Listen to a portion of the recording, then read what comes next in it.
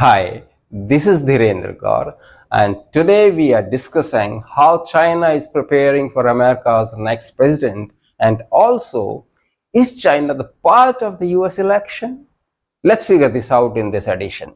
Do stay with us throughout this video. Thank you very much.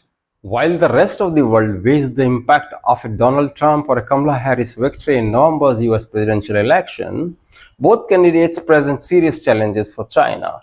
To be sure, neither seems to want open conflict between the two powers, which could precipitate a nightmarish descent into global chaos. But Chinese decision makers expect bitter dispute over trade, technology, and Taiwan, regardless of who wins. Feeling underseas, China is girding itself for long-term enmity with the world's largest economy. And also, China is preparing for more turbulence by taking a whole country approach to its relation with the US.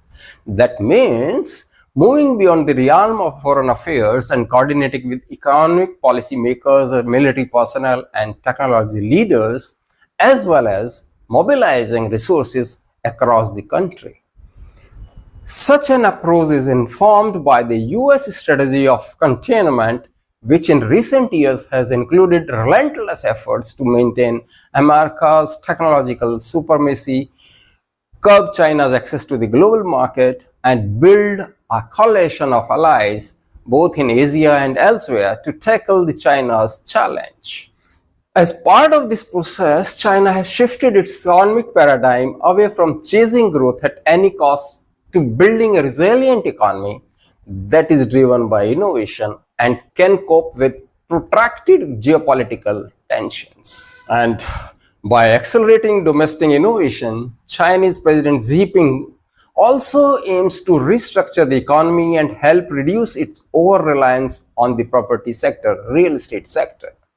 The recent concluded third-term plenum of the 20th Communist Party of China's Cultural Committee gave the first stamp of approval for this massive overhaul. Scientific advancement and technological prowess is another of Xi's key strategic goals. China has attached great importance to developing its capacity for innovation and is determined to become a global champion in certain tech sectors. But targeted US sanctions against Chinese tech companies and individuals have thwarted these efforts and are thus working as intended. As we know, trade and investment have traditionally been seen as stabilizing forces in Sino-American relations.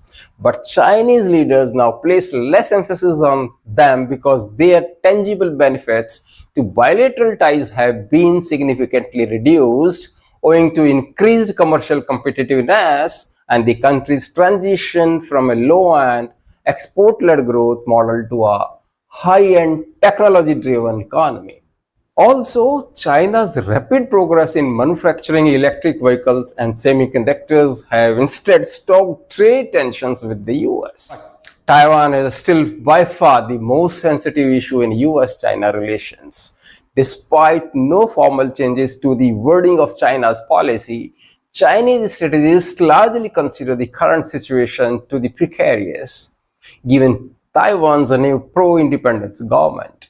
This will likely result in China shifting to more active deterrence against Taiwan's relationships and, by extension, the US.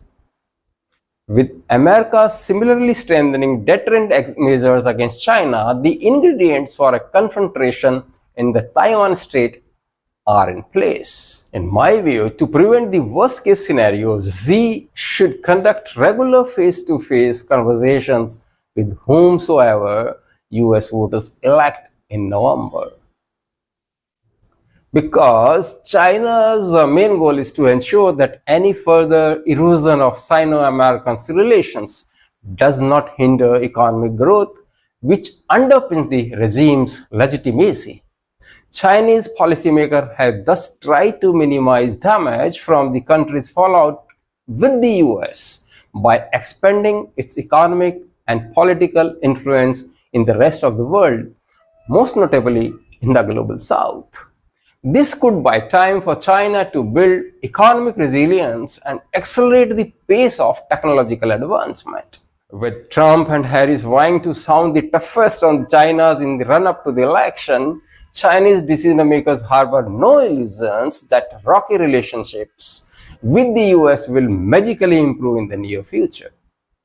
In our view, it's worth mentioning that according to a review by BBC Verify, Republican presidential nominee Donald Trump has mentioned China 40 times in his 5 rallies since the presidential debate earlier this month. In just 1 hour at a town hall forum last week in Michigan, he brought up the country 27 times. Meanwhile, BBC Verify also finds that Democratic presidential nominee Kamala Harris did not mention China at all in her 6 rallies since the 10th September debate. Although in a speech on the economy in Pittsburgh, Pennsylvania on Wednesday afternoon, she made a handful of references to the country, China. But when it comes to discussing China, the contrast between Trump and Harris on the campaign trail is unmistakable. But the Sino-American relationship should not be viewed with excessive pessimism.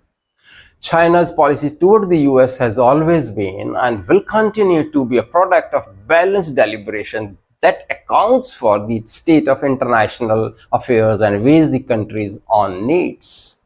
That has not changed despite major shifts in the political landscape under Xi Jinping. Also, it is promising that both sides have recently shown more interest in responsibly managing ties. While the Sino-American rivalry will not disappear overnight, the world's 2 largest economies could still avoid conflict and the catastrophic consequences that would likely follow, no matter who enters the White House next year. Also, it is promising that both sides have. The bottom line, the outcome of the 2024 US presidential election will have profound implications for the trajectory of China-US relations. Whether under Harris or Trump administration, Beijing is preparing for a challenging period ahead marked by strategic competition and economic rivalry. As both sides navigate this complex landscape, the global balance of power will be significantly influenced by the policies and decisions of the next US president. With this is Dhirendra Gaur. Hope you like this presentation. If you haven't subscribed, please do so and also provide your comment in the section below. Thank you very much. See you soon. Take care of yourself.